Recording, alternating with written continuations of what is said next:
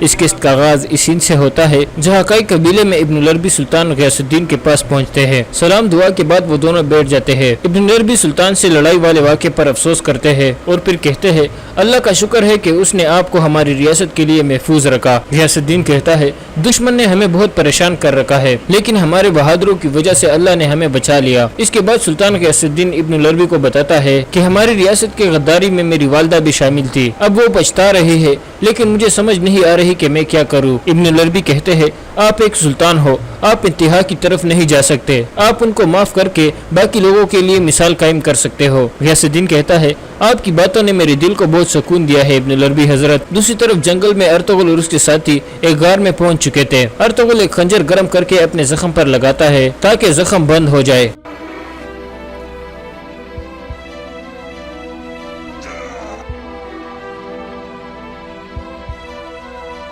تھوڑی دیر بعد امیر تغان بھی وہاں پہنچ جاتا ہے اور ان کے ساتھ بیٹھ جاتا ہے۔ پھر وہ ارطغرل سے مخاطب ہو کر کہتا ہے اللہ کا شکر ہے کہ آپ ٹھیک ہو ارطغرل صاحب، سالتین کے سپاہی ہر طرف پھیلے ہوئے ہیں، سالتین بھی ان کے ساتھ ہے جبکہ گنلب کسی اور طرف آپ کو تلاش کر رہا ہے۔ ارطغرل کہتا ہے گنلب سالتین کی فوج سے ہٹ کر ہمیں تلاش کر رہا ہے، ہم اچانک اسے دبوچ لیں گے۔ امیر تغان کہتا ہے حسام الدین کا راجہ کے سپاہیوں کے ساتھ مل کر ہم بھی آپ کا ساتھ دیں گے انشاءاللہ۔ ارطغرل کہتا ہے ہم سادتین کے لیے ایک جال بچھائیں گے اور پھر ہم اسے اس جال کی طرف لے کر آئیں گے، اس کے بعد شکار شروع ہوگا، اللہ ہم سب کی مدد فرمائے۔ اس کے بعد رات کا وقت ہو جاتا ہے۔ کئی قبیلے میں بامسی سلطان کو بتاتا ہے کہ گورنر کریتوس کو پتہ چل گیا ہے کہ آپ یہاں ہو۔ کوپک نے ایک جاسوس عورت ماریا کو کریتوس کے پاس رکھا ہوا ہے، اسی کے ذریعے کریتوس کو یہ پتہ چلا ہے۔ سلطان کہتا ہے یہ غلیظ کوپک اپنے مفاد کے لیے گورنر کے ساتھ بھی کام کرنے کے لیے تیار ہے، ہماری ریاست نے اس جیسا غدار کبھی نہیں دیکھا، حتیٰ کہ کافر بھی جانتے ہیں کہ ہم یہاں ہیں۔ اتنے میں حکیم ارتک اندر داخل ہوتا ہے اور کہتا ہے سلطان اگر آپ اجازت دے تو اوغد سردار آپ سے ملنا چاہتے ہیں۔ سلطان کہتے ہیں ان کو اندر لے آئے ارتک صاحب۔ اس کے بعد اوغد سردار اندر داخل ہو جاتے ہیں۔ غیاث الدین ان سب کو خوش آمدید کہتا ہے۔ سب اوغد سردار سلطان کی حفاظت کرنے اور دشمنوں کے خلاف ان کا ساتھ دینے کی عہد کرتے ہیں۔ دوسری طرف بلیجے قلعے میں کریتوس ماریا کو کہہ رہا تھا اتنی اہم خبر لانے کے لیے تمہیں انعام ملے گا ماریا۔ اتنے میں احمد اندر داخل ہوتا ہے اور کریتوس کو بتاتا ہے کہ میں کئی قبیلے کے قریب گیا تھا لیکن ابھی وہاں حملہ کرنا ناممکن ہے، سب اوغد سردار اپنے سپاہیوں کے ساتھ کئی قبیلے میں آ گئے ہیں۔ کریتوس کہتا ہے ہم ہار نہیں مان سکتے، کیا ہم اس موقع کو ضائع کر دیں؟ احمد کہتا ہے نکایا سے ہماری فوج آنے سے پہلے اس صورتحال میں وہاں حملہ کرنا پاگل پن ہوگا، ہم سب مارے جائیں گے۔ یہ سن کر کریتوس احمد کی بات سے رضامند ہو جاتا ہے۔ پھر احمد کہتا ہے ہم ہار نہیں مانیں گے کریتوس، اگر سلطان کئی قبیلے سے نکلنے میں کامیاب بھی ہو گیا تو میں اسے کونیا جانے والے راستے پر مار دوں گا۔ کریتوس کہتا ہے ابھی میں کوئی اور کام کرنے جا رہا ہوں، ہم بعد میں بات کریں گے۔ یہ کہہ کر کریتوس باہر نکل جاتا ہے۔ اس کے جانے کے بعد ماریا کہتی ہے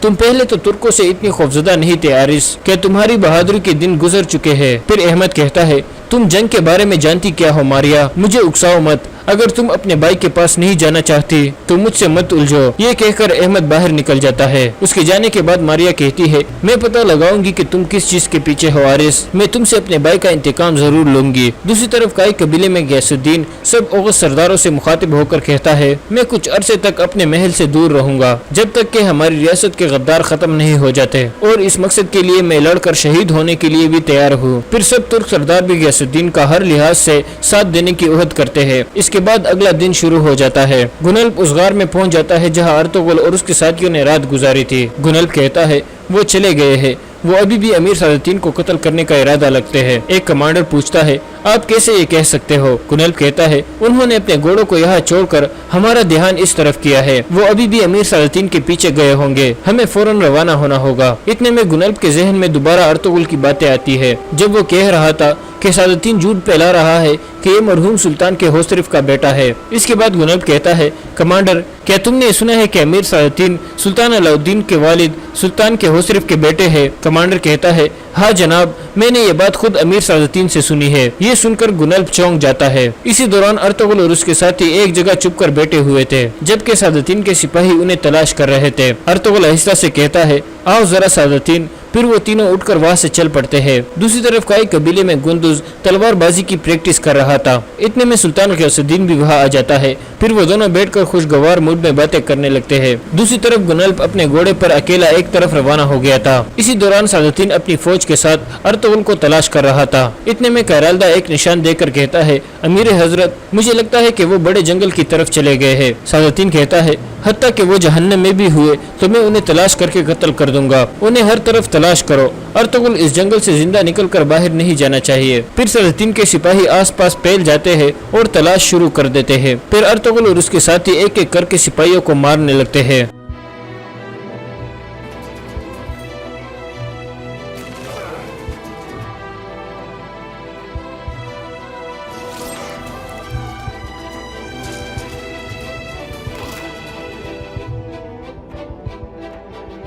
फिर अर्तुगरुल कहता है, अब उनके सामने आने का सही वक्त आ गया है।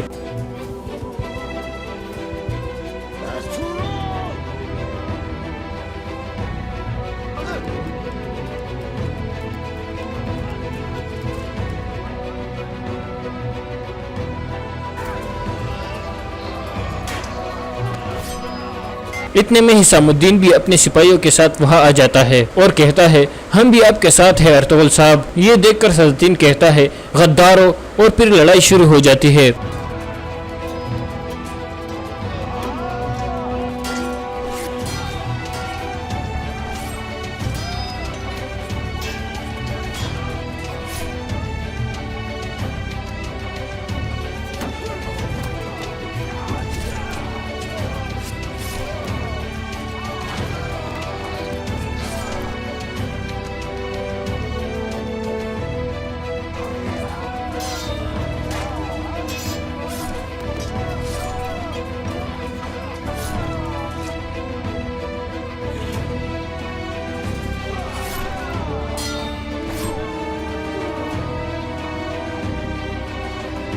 इस दौरान सादुद्दीन कोपेक एक तरफ भाग जाता है। संगुर्तकिन अर्तुगरुल को कहता है, अर्तुगरुल, कोपेक भाग रहा है। इतने में तुर्गुत एक खंजर फेंककर कहता है, सरदार, ये असलहान का खंजर है, कोपेक को इससे मारना।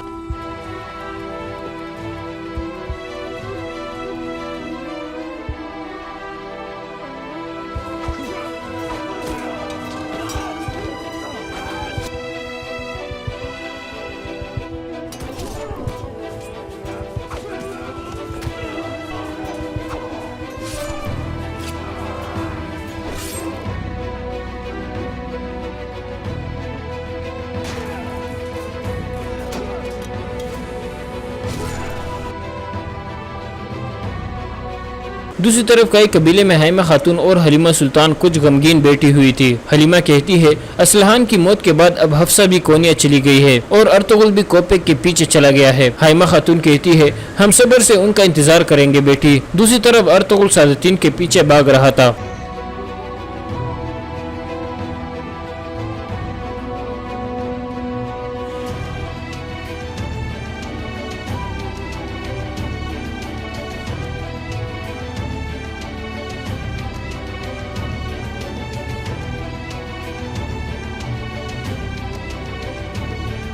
कुछ देर बाद अर्तुगरुल उसके सामने पहुंच जाता है। सादुद्दीन मुस्कुराते हुए कहता है, आह अर्तुगरुल, अपना हाल देखो, मेरा रास्ता तुम्हारे खून से सुर्ख हो जाएगा। तुम हमेशा से जिद्दी हो, तुम्हारी जिद तुम्हें यहाँ लेकर आई है। अगर तुमने मेरी अताअत की होती तो हम मिलकर रियासत को बचाते। अर्तुगरुल कहता है, तुम्हारे मरने के बाद रियासत बच जाएगी सादुद्दीन। सादुद्दीन कहता है, मैंने जिंदगी में सिर्फ दो चीजों से प्यार किया है, एक रियासत और दूसरी असलहान। तुमने असलहान को मेरा दुश्मन बना दिया, तुमने उसे मुझसे छीन लिया, तुमने मेरे हाथों से उसका खून बहा दिया, लेकिन वो सब खत्म हो गया है। अब मैंने अपनी जिंदगी सल्जूक रियासत के तख्त के लिए वक्फ कर दी है, ये तुम मुझसे नहीं छीन सकते। फिर अर्तुगरुल कहता है, मैं उसी असलहान खातून के खंजर से तुम्हें कत्ल करूंगा जिसको तुमने शहीद किया था।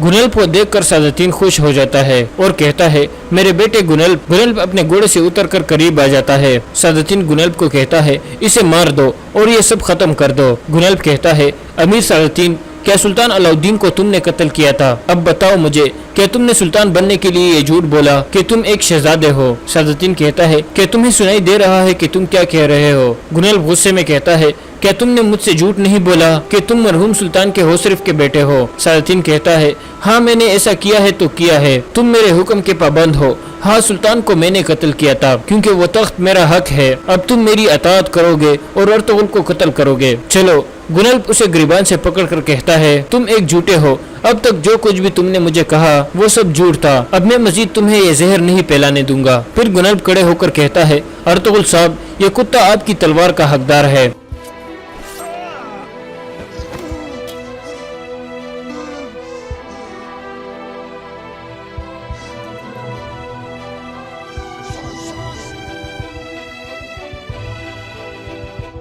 फिर गुनल्ब उसे एक गाली देता है। सादतीन कहता है, तुम्हारे वालिद ने मेरी अताअत नहीं की थी, उसने मेरे खिलाफ बगावत की थी। तुम्हारी वालिदा और वालिद को मैंने मरवाया था। मैंने तुम्हें पाल कर बड़ा किया और तुमने मेरी नाफरमानी की। अब उनकी तरह तुम्हें भी मरना होगा।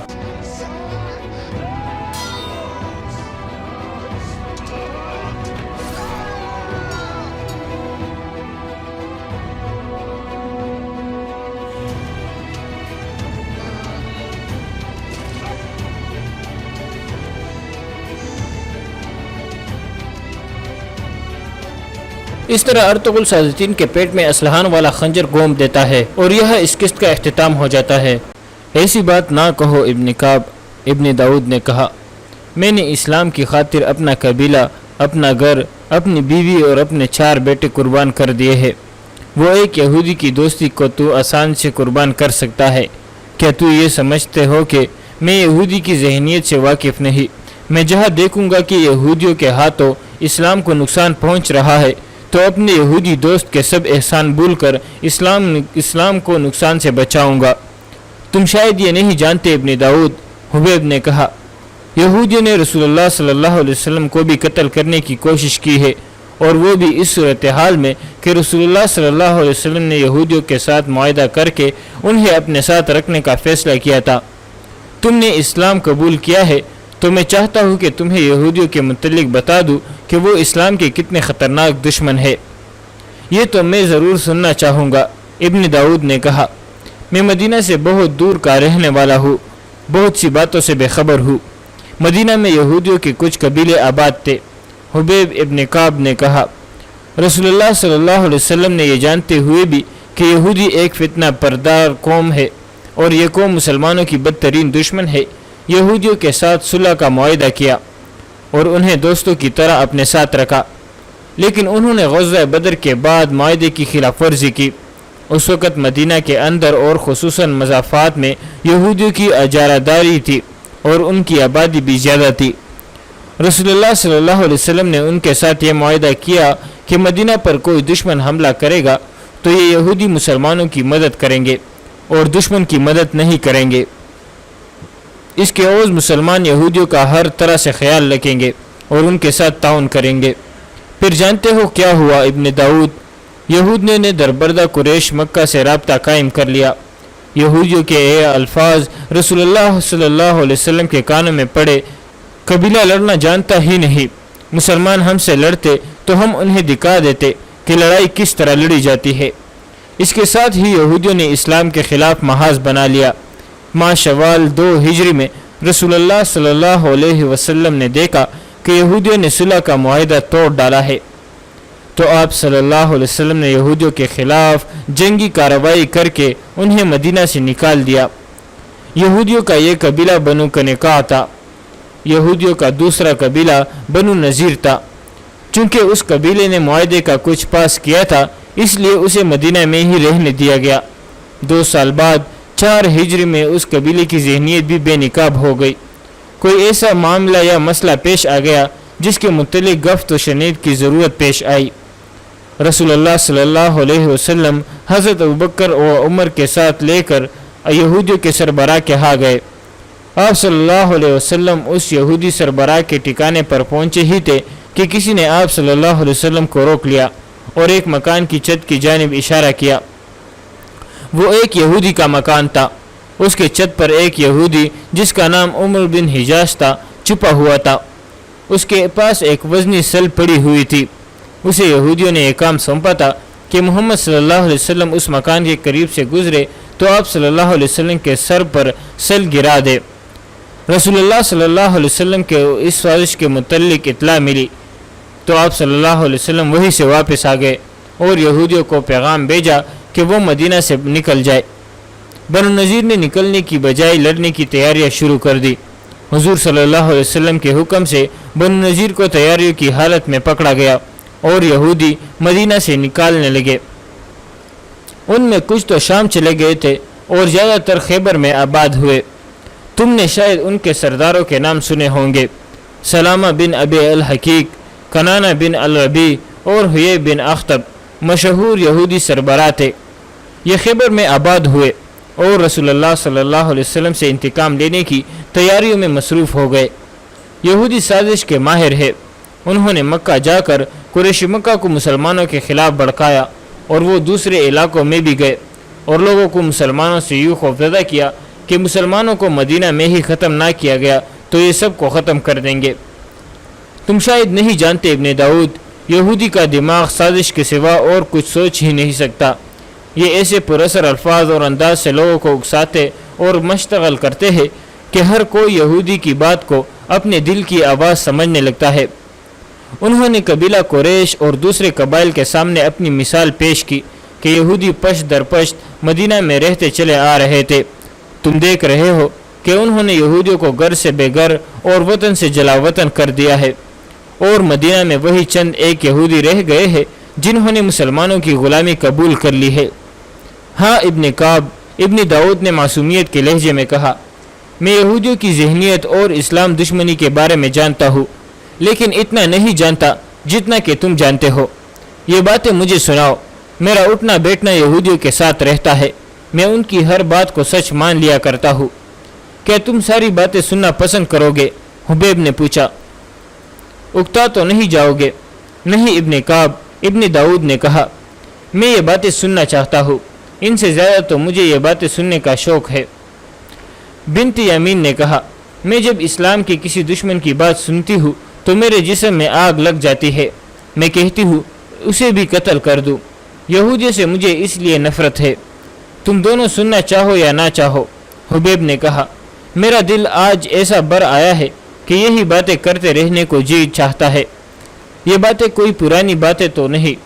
رسول اللہ صلی اللہ علیہ وسلم کے وصال کو ابھی 2 سال اور کچھ مہینے ہی گزرے ہیں، لیکن حضور صلی اللہ علیہ وسلم مجھے اپنے سامنے گھومتے پھرتے، میدان جنگ میں گرجتے برستے، مجاہدین کی قیادت کرتے، سالاروں کو ہدایت دیتے نظر آ رہے ہیں۔ میں نبی صلی اللہ علیہ وسلم کی قیادت میں جنگ خندق میں شامل ہوا تھا۔ تم مدینہ سے دور کے رہنے والے ہو، تم نے شاید سنا ہوگا کہ اہل قریش نے 10,000 کا لشکر اکٹھا کر کے مدینہ پر چڑھائی کر دی تھی۔ یہ 5ویں ہجری کا واقعہ ہے، کل کی ہی تو بات ہے، اب بھی 6-7 سال گزرے ہیں۔ مجھے یاد ہے، ابن داؤد نے کہا، یہ خبر کچھ عرصے بعد میرے گاؤں تک پہنچی تھی۔ اہل قریش ناکام لوٹ گئے تھے۔ ناکام اس لیے لوٹ گئے تھے کہ رسول اللہ صلی اللہ علیہ وسلم کے حکم سے مدینہ کے ارد گرد خندق کھود دی گئی تھی۔ حبیب نے کہا، یہ ماہ شوال 5 ہجری 627 عیسوی کا دن تھا۔ میں تمہیں سنا رہا تھا کہ یہودی مدینہ سے نکالے گئے تو انہوں نے قبیلہ قریش کو اور دوسرے قبیلوں کو بھی مسلمانوں کے خلاف ایسا مشتعل کیا کہ ابو سفیان 10,000 آدمیوں کا لشکر لے کر مدینہ پر چڑھ دوڑا۔ خندق نے انہیں آگے نہ بڑھنے دیا۔ اہل قریش اور ان کے ساتھ آئے ہوئے دوسرے قبیلے کے لوگوں نے مدینہ کو پورے ایک محاصرے میں لے رکھا تھا۔ انہوں نے خندق عبور کرنے کی بہت کوشش کی لیکن نہ کر سکے۔ رسول اللہ صلی اللہ علیہ وسلم نے حکم دیا کہ رات کو خندق کے ساتھ ساتھ پہرا دیا جائے۔ صرف ایک طرف تھوڑے سے حصے میں خندق نہیں تھی، میں اسی طرف تھا۔ دشمن نے ادھر سے آگے بڑھنے کی کوشش کی تھی اور لڑائی بھی ہوئی تھی، میں اس لڑائی میں شامل تھا۔ تم نے عرب کے ایک مشہور بہادر آدمی عمر بن عبد کا نام سنا ہوگا۔ وہ عمر بن عبد جس کے متعلق مشہور تھا کہ اس کی طاقت 500 گھوڑ سواروں کی برابر ہے۔ ہاں ابن داؤد، حبیب نے کہا، وہ واقعی بہت بہادر تھا۔ وہ اس معرکے میں حضرت علی رضی اللہ عنہ کے ہاتھوں مارا گیا تھا۔ اس نے دعویٰ کیا تھا کہ اسلام کو مدینہ کے اندر ہی ختم کر دے گا، لیکن خود ختم ہو گیا۔ جی میں آتی ہے کہ اس وقت کی ایک ایک بات سناؤ، لیکن میں تمہیں یہودیوں کی فریب کاریاں سنانا چاہتا ہوں۔ میں بتا رہا تھا کہ ایک طرف خندق نہیں تھی، اس لیے اس طرف سے ہی حملے کا خطرہ تھا۔ ہم اس طرف تیار موجود رہتے تھے۔ مدینہ میں ایک کشادہ مکان تھا۔ رسول اللہ صلی اللہ علیہ وسلم کے حکم سے ہم نے عورتوں اور بچوں کو اسی مکان میں منتقل کر دیا۔ یہ ان کی حفاظت کا انتظام تھا۔ ایک رات ایک آدمی کو اس مکان کے ساتھ مشکوک حالت میں آہستہ آہستہ چلتے دیکھا گیا۔ اس کے ہاتھ میں برچی تھی۔ رسول اللہ صلی اللہ علیہ وسلم کی پھوپھی صفیہ کو خبر ہوئی تو وہ ایک موٹا ڈنڈا لے کر باہر نکلی۔ اس آدمی پر انہوں نے عقب سے حملہ کیا اور سر پر ڈنڈے مار مار کر اسے ختم کر دیا۔ کون تھا وہ؟ بنتی امین نے پوچھا۔ وہ یہودی تھا، حبیب نے جواب دیا۔ بنو قریظہ کا آدمی تھا۔ عام خیال تو یہ تھا کہ وہ رسول اللہ صلی اللہ علیہ وسلم کو قتل کرنے جا رہا تھا، لیکن کچھ دنوں بعد ایک یہودی نے یہ راز کی بات بتائی تھی کہ یہ آدمی بے حد خطرناک سازش کے تحت آیا تھا۔ وہ ان یہودیوں میں سے تھا جنہیں مدینہ سے نہیں نکالا گیا تھا، کیونکہ انہوں نے مسلمانوں کے سامنے غلامانہ انداز اختیار کر لیا تھا اور مسلمانوں کو ان پر اعتبار آ گیا تھا۔ سازش یہ تھی کہ یہودی اس مکان میں چلے جائے جس میں ہماری عورتیں اور بچے تھے، اور یہ ان پر برچوں سے حملہ کر دے گئے۔ عورتوں اور بچوں نے شور و غل مچانا تھا اور ان میں بگدڑ پا ہونی تھی۔ ظاہر ہے ہم سب نے ادھر دوڑے جانا تھا۔ اس صورتحال میں قبیلہ قریش اور دیگر قبیلوں نے راستہ صاف دے کر حملہ کرنا تھا، لیکن یہ یہودی پہلے ہی مارا گیا اور دشمنوں کی سازش ناکام ہو گئی۔ تمام حملہ آور قبیلے مایوسی کے عالم میں واپس چلے گئے۔ قبیلہ قریش اور ان کے حامی قبیلے تو ہار مان گئے، لیکن یہودی شیطانیت کی علمبردار قوم ہے اور ہار نہ ماننا شیطان کی خصلت ہے۔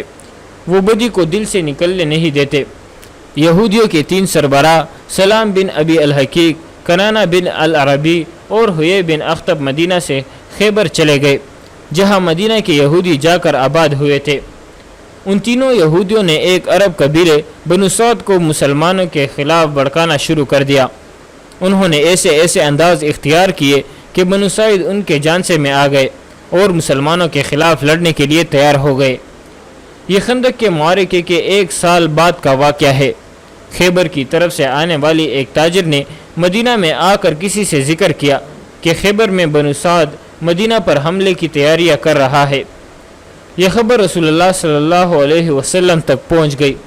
حضور صلی اللہ علیہ وسلم کا یہ اصول تھا کہ دشمن تمہارے خلاف تیاری کر رہا ہو تو اسے تیاری کی حالت میں اس کے گھر جا کر پکڑو، اپنے گھر بیٹھے اس کا انتظار نہ کرتے رہو۔ چنانچہ آپ صلی اللہ علیہ وسلم نے حضرت علی کو بنو سعد پر حملے کے لیے بھیجا۔ بنو سعد کو اس حملے کی توقع نہیں تھی۔ حضرت علی کے ساتھ کوئی زیادہ لشکر نہیں تھا، لیکن بنو سعد پر حملہ ایسا اچانک تھا کہ وہ باغ نکلنے کے سوا کچھ بھی نہ کر سکے۔ حضرت علی رضی اللہ عنہ مجاہدین کے لشکر کے ساتھ مدینہ واپس آئے تو ان کے ساتھ بنو سعد کے 500 اونٹ تھے۔ کیا تم بھی حضرت علی کے ساتھ گئے تھے؟ ابن داؤد نے کہا۔ نہیں، ابن کعب نے کہا، میں دوسرے لشکر کے ساتھ گیا تھا اور یہی خیبر کی اصل لڑائی تھی۔ میں اس لڑائی کی ساری باتیں نہیں سناؤں گا، میں تمہیں یہودی کی اسلام دشمنی ذہنیت سے خبردار کر رہا ہوں۔ بنت امین، کیا تم ناگن پر اعتبار کر لو گی کہ تمہیں نہیں ڈس لے گا؟ نہیں، تم ناگن پر اعتبار کر سکتی ہو۔ حبیب نے کہا، تم ایک طرف ہو جاؤ گی تو وہ تمہارے قریب سے گزر جائے گا، لیکن کسی یہودن پر کبھی اعتبار نہ کرنا۔ اسے جو ہی پتہ چلے گا کہ تم مسلمان ہو تو وہ تمہیں ڈس لے گی۔ بنو سعد کو ان یہودیوں نے بھڑکا کر مسلمانوں سے مروایا تو انہوں نے ایک اور قبیلوں کو مسلمانوں کے خلاف بھڑکانا شروع کر دیا۔ یہ تھا قبیلہ بنو غطفان، جو بنو سعد سے زیادہ طاقتور تھا۔ اس قبیلے نے مدینہ پر حملے کی تیاریاں شروع کر دی اور اس کی بھی خبر مدینہ پہنچ گئی۔ اب رسول اللہ صلی اللہ علیہ وسلم خود خیبر کو روانہ ہوئے۔ ہجرت کا 7واں سال شروع ہو چکا تھا۔ میں ان 1400 پیادوں کے ساتھ تھا جو خیبر پر حملہ کرنے گئے تھے۔ ہمارے ساتھ صرف 200 گھڑ سوار تھے۔ یہودیوں نے تھوڑے سے عرصے میں قلعہ بنا لیا تھے۔ مجھے ان کے نام یاد ہے: نعم، کموس، صاب، وتی اور سلالم۔ ان میں وتی اور سلالم بہت ہی مضبوط قلعے تھے۔ باقی سب قلعے فتح ہو گئے، لیکن ان 2 قلعوں کو فتح کرنا بہت ہی مشکل کام تھا۔ تم نے شاید ایک آدمی کا نام سنا نہیں ہوگا، یہ عمر بن عبد جیسا بہادر آدمی تھا۔ اس کا نام مرحب تھا، اور یہ دونوں قلعے اسی کے تھے۔ نہیں، ابن داؤد نے جواب دیا، میں نے اس کا نام کبھی نہیں سنا۔ تم اس کی بہادری کی باتیں سناؤ، مجھے تمہاری باتیں اچھی لگ رہی ہے۔ میں تو کہتا ہوں، حبیب نے کہا، دن ہو یا رات یہی باتیں سناتا رہوں۔ ہوا یوں کہ رسول اللہ صلی اللہ علیہ وسلم نے ابو بکر کو سپہ سالار مقرر کر کے ان 2 قلعوں کو فتح کرنے کے لیے بھیجا۔ میں بھی اس لشکر کے ساتھ تھا۔ لشکر کیا تھا؟ 1400 پیادے اور 200 گھڑ سوار۔ ان میں کچھ زخمی ہو کر بیکار ہو چکے تھے اور چند ایک شہید بھی ہو گئے تھے۔ غطفان کے آدمیوں نے باہر آ کر اتنا سخت مقابلہ کیا کہ ہم ہار گئے۔ ہمارے سالار ابو بکر لشکر کو پیچھے لے آئے۔ رسول اللہ صلی اللہ علیہ وسلم نے حضرت عمر کو سالار مقرر کر کے علم ان کے سپرد کر دیا۔ حضرت عمر بن الخطاب نے ہمیں 2 دن لڑایا، مگر میں غطفان والوں کی بہادری کی تعریف کرتا ہوں کہ انہوں نے ہمارے قدم نہ جمنے دیے۔ عمر بھی ناکام لوٹ آئے۔ وہ تو بہت ہی بہادر تھے، ابن داؤد نے کہا، جنہوں نے مسلمانوں کو پسپائی پر مجبور کر دیا۔ وہ یقیناً دلیر اور نڈر تھے۔ کچھ وہ دلیر اور نڈر تھے اور کچھ ہم تعداد میں توڑے تھے۔ انہیں دوستوں کی طرح اپنے ساتھ رکھا، لیکن انہوں نے غزوہ بدر کے بعد معاہدے کی خلاف ورزی کی۔ اس وقت مدینہ کے اندر اور خصوصاً مضافات میں یہودیوں کی اجارہ داری تھی اور ان کی آبادی بھی زیادہ تھی۔ رسول اللہ صلی اللہ علیہ وسلم نے ان کے ساتھ یہ معاہدہ کیا کہ مدینہ پر کوئی دشمن حملہ کرے گا تو یہ یہودی مسلمانوں کی مدد کریں گے اور دشمن کی مدد نہیں کریں گے۔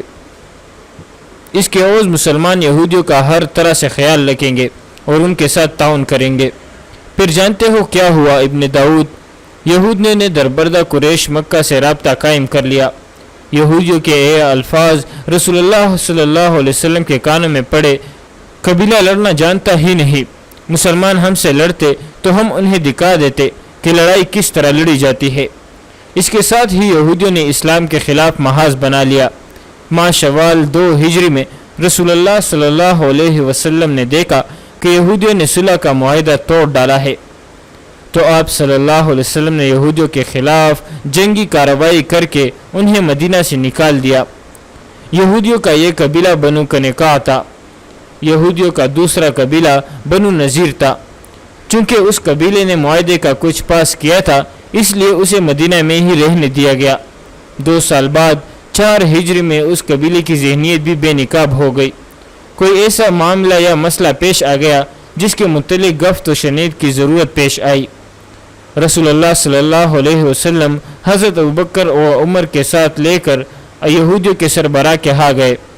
آپ صلی اللہ علیہ وسلم اس یہودی سربراہ کے ٹھکانے پر پہنچے ہی تھے کہ کسی نے آپ صلی اللہ علیہ وسلم کو روک لیا اور ایک مکان کی چھت کی جانب اشارہ کیا۔ وہ ایک یہودی کا مکان تھا۔ اس کے چھت پر ایک یہودی جس کا نام عمر بن حجاز تھا چھپا ہوا تھا۔ اس کے پاس ایک وزنی سل پڑی ہوئی تھی۔ اسے یہودیوں نے ایک کام سونپا تھا کہ محمد صلی اللہ علیہ وسلم اس مکان کے قریب سے گزرے تو آپ صلی اللہ علیہ وسلم کے سر پر سل گرا دے۔ رسول اللہ صلی اللہ علیہ وسلم کے اس سازش کے متعلق اطلاع ملی تو آپ صلی اللہ علیہ وسلم وہیں سے واپس آ گئے اور یہودیوں کو پیغام بھیجا کہ وہ مدینہ سے نکل جائے۔ بنو نذیر نے نکلنے کی بجائے لڑنے کی تیاریاں شروع کر دی۔ حضور صلی اللہ علیہ وسلم کے حکم سے بنو نذیر کو تیاریوں کی حالت میں پکڑا گیا اور یہودی مدینہ سے نکالنے لگے۔ ان میں کچھ تو شام چلے گئے تھے اور زیادہ تر خیبر میں آباد ہوئے۔ تم نے شاید ان کے سرداروں کے نام سنے ہوں گے: سلامہ بن ابی الحقیق، کنانہ بن الربیع اور حیی بن اخطب مشہور یہودی سربراہ تھے۔ یہ خیبر میں آباد ہوئے اور رسول اللہ صلی اللہ علیہ وسلم سے انتقام لینے کی تیاریوں میں مصروف ہو گئے۔ یہودی سازش کے ماہر ہے، انہوں نے مکہ جا کر قریش مکہ کو مسلمانوں کے خلاف بھڑکایا اور وہ دوسرے علاقوں میں بھی گئے اور لوگوں کو مسلمانوں سے یوں خوفزدہ کیا کہ مسلمانوں کو مدینہ میں ہی ختم نہ کیا گیا تو یہ سب کو ختم کر دیں گے۔ تم شاید نہیں جانتے ابن داؤد، یہودی کا دماغ سازش کے سوا اور کچھ سوچ ہی نہیں سکتا۔ یہ ایسے پراثر الفاظ اور انداز سے لوگوں کو اکساتے اور مشتغل کرتے ہیں کہ ہر کوئی یہودی کی بات کو اپنے دل کی آواز سمجھنے لگتا ہے۔ انہوں نے قبیلہ قریش اور دوسرے قبائل کے سامنے اپنی مثال پیش کی کہ یہودی پشت در پشت مدینہ میں رہتے چلے آ رہے تھے۔ تم دیکھ رہے ہو کہ انہوں نے یہودیوں کو گھر سے بے گھر اور وطن سے جلا وطن کر دیا ہے، اور مدینہ میں وہی چند ایک یہودی رہ گئے ہیں جنہوں نے مسلمانوں کی غلامی قبول کر لی ہے۔ ہاں ابن کعب، ابن داؤد نے معصومیت کے لہجے میں کہا، میں یہودیوں کی ذہنیت اور اسلام دشمنی کے بارے میں جانتا ہوں، لیکن اتنا نہیں جانتا جتنا کہ تم جانتے ہو۔ یہ باتیں مجھے سناؤ۔ میرا اٹھنا بیٹھنا یہودیوں کے ساتھ رہتا ہے، میں ان کی ہر بات کو سچ مان لیا کرتا ہوں۔ کیا تم ساری باتیں سننا پسند کرو گے؟ حبیب نے پوچھا۔ اکتا تو نہیں جاؤ گے؟ نہیں ابن کعب، ابن داؤد نے کہا، میں یہ باتیں سننا چاہتا ہوں، ان سے زیادہ تو مجھے یہ باتیں سننے کا شوق ہے۔ بنت یمین نے کہا، میں جب اسلام کے کسی دشمن کی بات سنتی ہوں تو میرے جسم میں آگ لگ جاتی ہے، میں کہتی ہوں اسے بھی قتل کر دوں۔ یہودیوں سے مجھے اس لیے نفرت ہے۔ تم دونوں سننا چاہو یا نہ چاہو۔ حبیب نے کہا، میرا دل آج ایسا بر آیا ہے کہ یہی باتیں کرتے رہنے کو جی چاہتا ہے۔ یہ باتیں کوئی پرانی باتیں تو نہیں۔ رسول اللہ صلی اللہ علیہ وسلم کے وصال کو ابھی 2 سال اور کچھ مہینے ہی گزرے ہیں، لیکن حضور صلی اللہ علیہ وسلم مجھے اپنے سامنے گھومتے پھرتے، میدان جنگ میں گرجتے برستے، مجاہدین کی قیادت کرتے، سالاروں کو ہدایت دیتے نظر آ رہے ہیں۔ میں نبی صلی اللہ علیہ وسلم کی قیادت میں جنگ خندق میں شامل ہوا تھا۔ تم مدینہ سے دور کے رہنے والے ہو، تم نے شاید سنا ہوگا کہ اہل قریش نے 10,000 کا لشکر اکٹھا کر کے مدینہ پر چڑھائی کر دی تھی۔ یہ 5ویں ہجری کا واقعہ ہے، کل کی ہی تو بات ہے، اب بھی 6-7 سال گزرے ہیں۔ مجھے یاد ہے، ابن داؤد نے کہا، یہ خبر کچھ عرصے بعد میرے گاؤں تک پہنچی تھی۔ اہل قریش ناکام لوٹ گئے تھے۔ ناکام اس لیے لوٹ گئے تھے کہ رسول اللہ صلی اللہ علیہ وسلم کے حکم سے مدینہ کے ارد گرد خندق کھود دی گئی تھی۔ حبیب نے کہا، یہ ماہ شوال 5 ہجری 627 عیسوی کا دن تھا۔ میں تمہیں سنا رہا تھا کہ یہودی مدینہ سے نکالے گئے تو انہوں نے قبیلہ قریش کو اور دوسرے قبیلوں کو بھی مسلمانوں کے خلاف ایسا مشتعل کیا کہ ابو سفیان 10,000 آدمیوں کا لشکر لے کر مدینہ پر چڑھ دوڑا۔ خندق نے انہیں آگے نہ بڑھنے دیا۔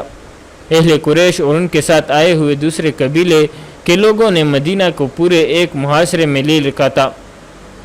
انہوں نے خندق عبور کرنے کی بہت کوشش کی لیکن نہ کر سکے۔ رسول اللہ صلی اللہ علیہ وسلم نے حکم دیا کہ رات کو خندق کے ساتھ ساتھ پہرا دیا جائے۔ صرف ایک طرف تھوڑے سے حصے میں خندق نہیں تھی، میں اسی طرف تھا۔ دشمن نے ادھر سے آگے بڑھنے کی کوشش کی تھی اور لڑائی بھی ہوئی تھی، میں اس لڑائی میں شامل تھا۔ تم نے عرب کے ایک مشہور بہادر آدمی عمر بن عبد کا نام سنا ہوگا۔ وہ عمر بن عبد جس کے متعلق مشہور تھا کہ اس کی طاقت 500 گھوڑ سواروں کی برابر ہے۔ ہاں ابن داؤد، حبیب نے کہا، وہ واقعی بہت بہادر تھا۔ وہ اس معرکے میں حضرت علی رضی اللہ عنہ کے ہاتھوں مارا گیا تھا۔ اس نے دعویٰ کیا تھا کہ اسلام کو مدینہ کے اندر ہی ختم کر دے گا، لیکن خود ختم ہو گیا۔ جی میں آتی ہے کہ اس وقت کی ایک ایک بات سناؤ، لیکن میں تمہیں یہودیوں کی فریب کاریاں سنانا چاہتا ہوں۔ میں بتا رہا تھا کہ ایک طرف خندق نہیں تھی، اس لیے اس طرف سے ہی حملے کا خطرہ تھا۔ ہم اس طرف تیار موجود رہتے تھے۔ مدینہ میں ایک کشادہ مکان تھا۔ رسول اللہ صلی اللہ علیہ وسلم کے حکم سے ہم نے عورتوں اور بچوں کو اسی مکان میں منتقل کر دیا۔ یہ ان کی حفاظت کا انتظام تھا۔ ایک رات ایک آدمی کو اس مکان کے ساتھ مشکوک حالت میں آہستہ آہستہ چلتے دیکھا گیا۔ اس کے ہاتھ میں برچی تھی۔ رسول اللہ صلی اللہ علیہ وسلم کی پھوپھی صفیہ کو خبر ہوئی تو وہ ایک موٹا ڈنڈا لے کر باہر نکلی۔ اس آدمی پر انہوں نے عقب سے حملہ کیا اور سر پر ڈنڈے مار مار کر اسے ختم کر دیا۔ کون تھا وہ؟ بنت یمین نے پوچھا۔ وہ یہودی تھا، حبیب نے جواب دیا۔ بنو قریظہ کا آدمی تھا۔ عام خیال تو یہ تھا کہ وہ رسول اللہ صلی اللہ علیہ وسلم کو قتل کرنے جا رہا تھا، لیکن کچھ دنوں بعد ایک یہودی نے یہ راز کی بات بتائی تھی کہ یہ آدمی بے حد خطرناک سازش کے تحت آیا تھا۔ وہ ان یہودیوں میں سے تھا جنہیں مدینہ سے نہیں نکالا گیا تھا، کیونکہ انہوں نے مسلمانوں کے سامنے غلامانہ انداز اختیار کر لیا تھا اور مسلمانوں کو ان پر اعتبار آ گیا تھا۔ سازش یہ تھی کہ یہودی اس مکان میں چلے جائے جس میں ہماری عورتیں اور بچے تھے، اور یہ ان پر برچوں سے حملہ کر دے گئے۔ عورتوں اور بچوں نے شور و غل مچانا تھا اور ان میں بگدڑ پا ہونی تھی۔ ظاہر ہے ہم سب نے ادھر دوڑے جانا تھا۔ اس صورتحال میں قبیلہ قریش اور دیگر قبیلوں نے راستہ صاف دے کر حملہ کرنا تھا، لیکن یہ یہودی پہلے ہی مارا گیا اور دشمنوں کی سازش ناکام ہو گئی۔ تمام حملہ آور قبیلے مایوسی کے عالم میں واپس چلے گئے۔ قبیلہ قریش اور ان کے حامی قبیلے تو ہار مان گئے، لیکن یہودی شیطانیت کی علمبردار قوم ہے اور ہار نہ ماننا شیطان کی خصلت ہے۔ وہ بدی کو دل سے نکلنے نہیں دیتے۔ یہودیوں کے 3 سربراہ سلام بن ابی الحقیق، کنانہ بن العربی اور حیی بن اخطب مدینہ سے خیبر چلے گئے، جہاں مدینہ کے یہودی جا کر آباد ہوئے تھے۔ ان تینوں یہودیوں نے ایک عرب قبیلے بنو سعد کو مسلمانوں کے خلاف بھڑکانا شروع کر دیا۔ انہوں نے ایسے انداز اختیار کیے کہ بنو سعد ان کے جانشے میں آ گئے اور مسلمانوں کے خلاف لڑنے کے لیے تیار ہو گئے۔ یہ خندق کے معرکے کے 1 سال بعد کا واقعہ ہے۔ خیبر کی طرف سے آنے والی ایک تاجر نے مدینہ میں آ کر کسی سے ذکر کیا کہ خیبر میں بنو سعد مدینہ پر حملے کی تیاریاں کر رہا ہے۔ یہ خبر رسول اللہ صلی اللہ علیہ وسلم تک پہنچ گئی۔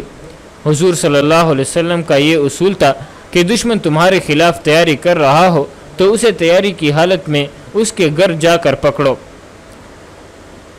اپنے گھر بیٹھے اس کا انتظار نہ کرتے رہو۔ چنانچہ آپ صلی اللہ علیہ وسلم نے حضرت علی کو بنو سعد پر حملے کے لیے بھیجا۔ بنو سعد کو اس حملے کی توقع نہیں تھی۔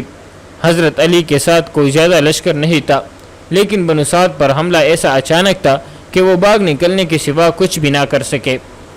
حضرت علی رضی اللہ تعالیٰ عنہ مجاہدین کے لشکر کے ساتھ مدینہ واپس آئے تو ان کے ساتھ بنو سعد کے 500 اونٹ تھے۔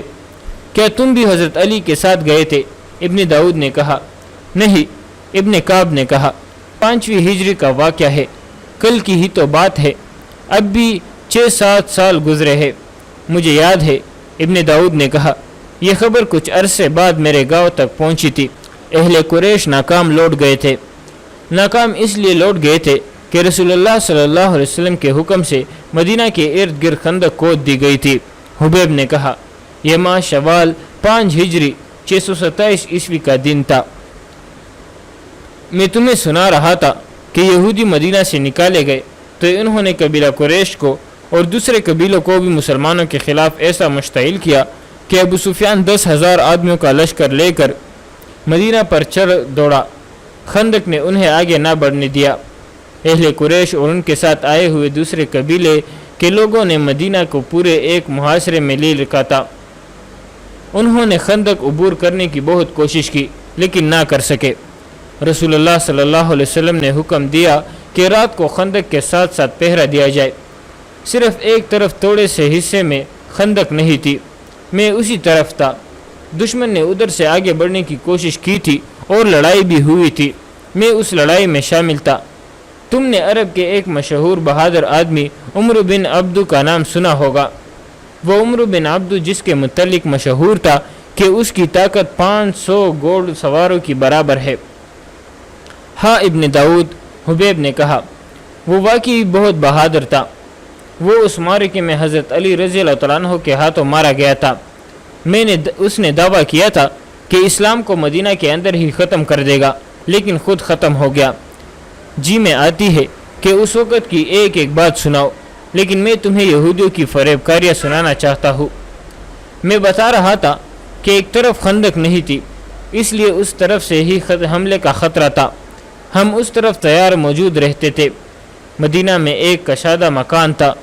رسول اللہ صلی اللہ علیہ وسلم کے حکم سے ہم نے عورتوں اور بچوں کو اسی مکان میں منتقل کر دیا۔ یہ ان کی حفاظت کا انتظام تھا۔ ایک رات ایک آدمی کو اس مکان کے ساتھ مشکوک حالت میں آہستہ آہستہ چلتے دیکھا گیا۔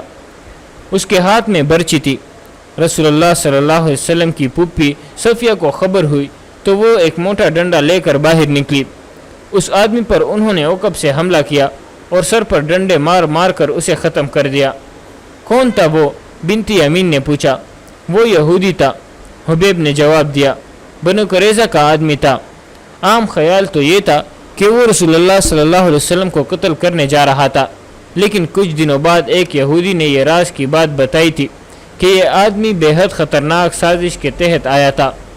وہ ان یہودیوں میں سے تھا جنہیں مدینہ سے نہیں نکالا گیا تھا، کیونکہ انہوں نے مسلمانوں کے سامنے غلامانہ انداز اختیار کر لیا تھا اور مسلمانوں کو ان پر اعتبار آ گیا تھا۔ سازش یہ تھی کہ یہودی اس مکان میں چلے جائے جس میں ہماری عورتیں اور بچے تھے، اور یہ ان پر برچوں سے حملہ کر دے گئے۔ عورتوں اور بچوں نے شور و غل مچانا تھا اور ان میں بگدڑ پیپ پا ہونی تھی۔